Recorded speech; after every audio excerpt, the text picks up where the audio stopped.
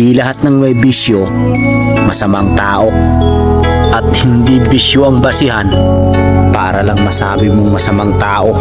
At porkit hindi nakapagtapos, wala ka nang mararating. Tandaan mo, walang silbi ang diploma kung wala kang diskarte sa buhay. Bago mo husgahan ng isang tao, alamin muna ang kwento. Di mo alam, pinagdaanan ko. Bago ako maging ako, marami na akong narinig na pangungutya, panglalait at panghuhusga. Pinatibay ako ng mga tao, hinubog na ako ng panahon, pasakit at problema, hanggang dumating sa punto na Diyos na lang ang kinakatakutan ko.